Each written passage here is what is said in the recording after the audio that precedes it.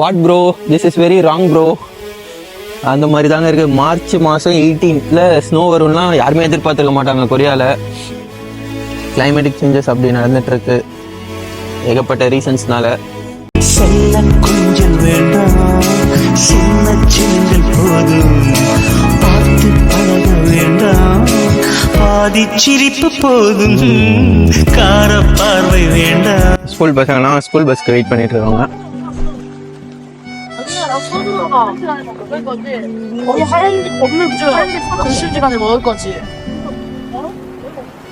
அடோ போவீங்களா, எல்லாம் ஒரு ஃபோன் வச்சுட்டு கேம் ஆடிட்டு இருக்கிறானுங்க ஜாலியா. அவங்க கிளம்பும்.